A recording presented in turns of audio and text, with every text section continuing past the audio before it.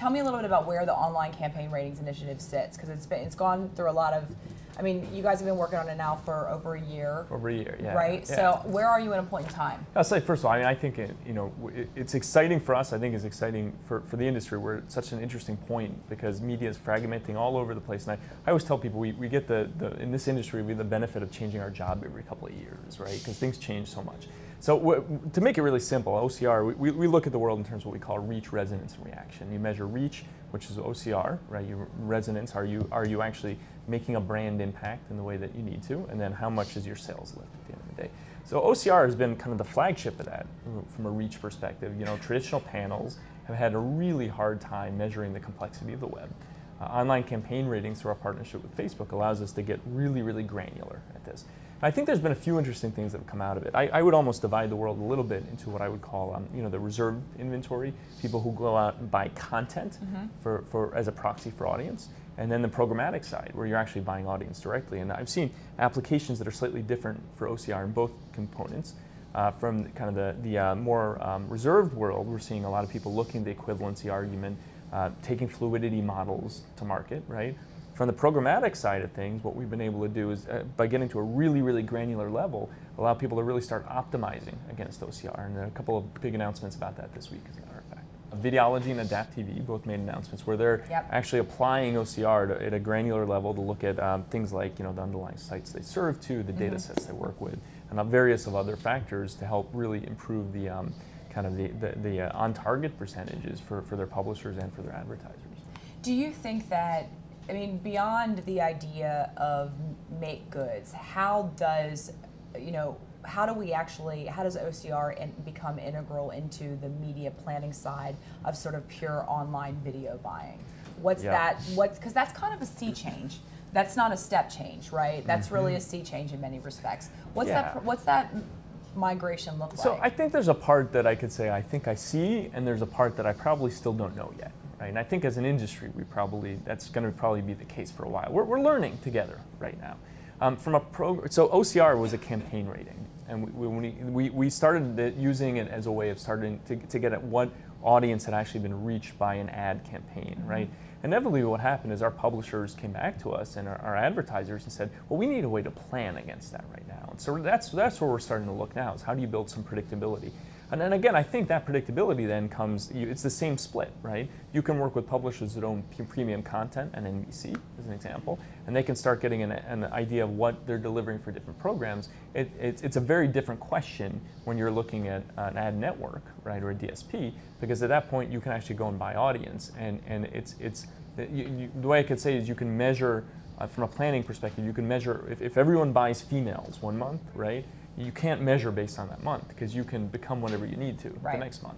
So I think it's going to change. The other thing I'll say is that I believe over time you probably have primary currencies and secondary currencies, and you see this on TV, right? People don't really buy just on GRPs. They have overlays of other things like other behaviors, buying behaviors, and when they're figuring out how much they're going to pay for a spot, they're actually looking at what the return is on it as well. So I think over time we're probably going to see similar metrics come out online.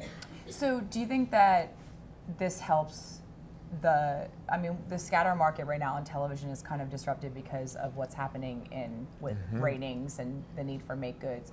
But when we talk about local avails, does this help lift the value of other television inventory as well as online video inventory? So I think it's interesting. Let's take, if I come back to my comment, I think video, online and TV are actually coming together a lot quicker. I think the schism is not online and TV. Because of data, right? Because of data. Yeah. I think the schism is that reserve versus programmatic. And you're seeing the programmatic emerge a little bit on TV too now. So if you look at Simulmedia, right? Simulmedia is taking an online ad network approach. They're applying it to TV.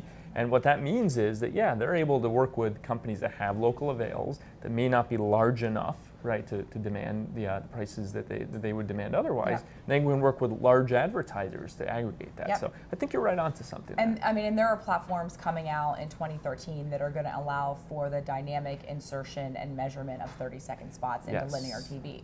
One was announced today, right, at the Goldman Sachs conference. So I think that there's going to be a lot of change once the data stream actually exists and there's a safe space, right? So, I guess what I wonder is, because you're a data guy, right? So, I mean, the I love world being is a data guy. but it's a very elite club. Yep. Mathletes, you know, data jockeys. We're all. It's a fun club. So you got a very sort of objective lens of things, right? I would love to hear your insight on the creative side of things, right? Mm-hmm. Because we still live in an operational model of the decoupling of above the line and below the line creative, right? So if you talk about, you know, aggregating and comparing campaign performance of television versus online, when you have completely distinctly separate parties that are creating the assets, driving the messaging and the creative process, it's like it feels like it's apples to apples, and we're sort of running in circles. I mean, how do you short circuit that so you really can get a clean, normalized view of how media objectively performs? Because this is the eternal plight of our industry: is if the campaign, you know, screws up, it's the media guy blames it on creative guy, the creative guy blames media guy. So how do we get out of that? So I think it has to start with objectivity, right?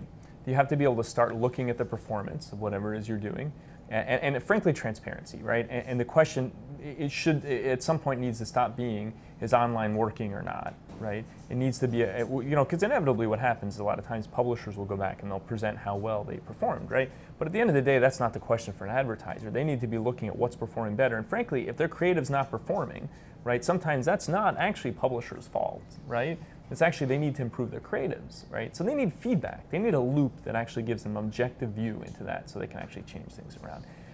There's a side thing of that when you look at ad formats and creative too, right? Which is that, it's hard to understand all these new formats that come out. And somehow I think one thing we have to do is look at that reach and that we were talking about by OCR. But we need a way to start looking at each of the different formats and looking at their effectiveness on their own as well. So we're going to go to comments here. I know I need to move on, but I just have one question, so I want a quick answer. Yeah.